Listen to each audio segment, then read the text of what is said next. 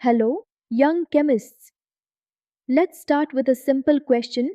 If you drop some salt in water, does it just make your soup salty or does it also secretly turn the solution into a mini power station? That's right, acids, bases, and salts, when dissolved in water or melted, break into ions, and ions are the real current carriers. Now, depending on how enthusiastically they dissociate, we call them strong electrolytes or weak electrolytes. Strong ones dissociate fully and conduct like Olympic sprinters, while weak ones barely get off the couch, giving only feeble current. Remember, it's the ions that matter, not the neutral molecules. No free ions, no current. To prove who's a strong player and who's weak, we set up a simple experiment using a voltammeter. Imagine two graphite electrodes dipped in a solution, connected to a battery and a bulb. Switch on the current, and voila! If the compound is a strong electrolyte, the bulb glows brightly, almost like Diwali lights. If it's weak, the glow is faint, like a torch running on dying batteries. Simple but genius, right? This glow is your instant indicator. Strong electrolytes are ion factories, weak ones barely make any ions. So, who are the big champs in the world of electrolytes? Let's talk about strong electrolytes. These are compounds that almost completely ionize when dissolved in water or in molten state. Take hydrochloric acid for instance, it splits into hydrogen ion and chloride ion. That's written as HCl aqueous breaks into H plus aqueous and Cl minus aqueous. Simple, right?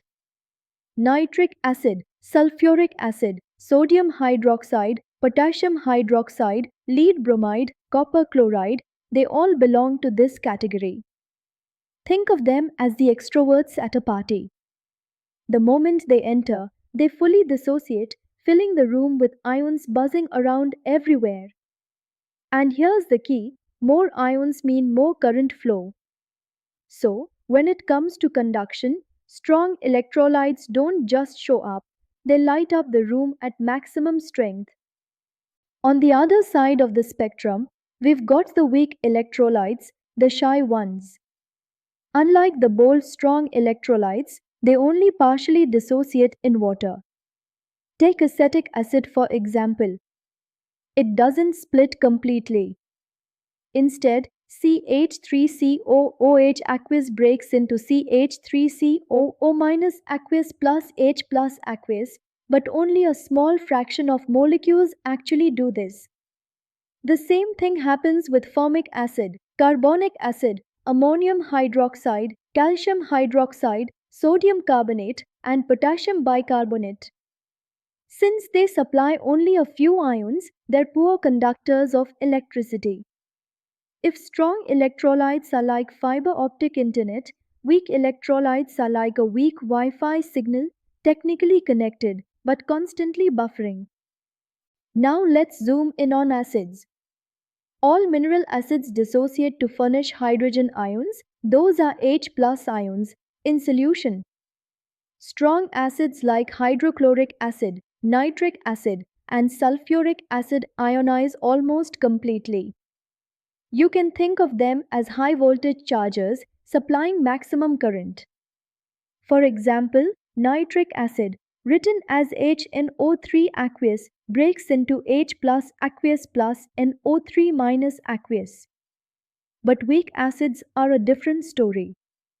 Acetic acid, formic acid, and carbonic acid ionize only a little.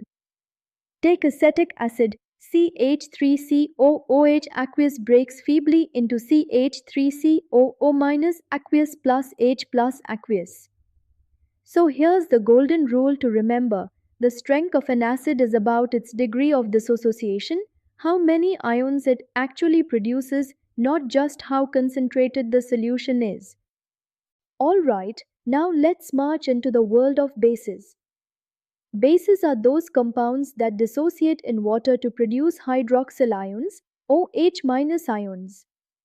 Strong bases like sodium hydroxide and potassium hydroxide split completely, making them powerful electrolytes. For example, sodium hydroxide aqueous breaks into Na plus aqueous plus OH minus aqueous. That's why solutions of these bases conduct electricity so well. On the other hand, weak bases such as ammonium hydroxide, calcium hydroxide, or magnesium hydroxide only partially dissociate. Their poor ionization means they behave like a flickering bulb in our conductivity test. The current just doesn't flow strongly. Now here's an important twist: salts.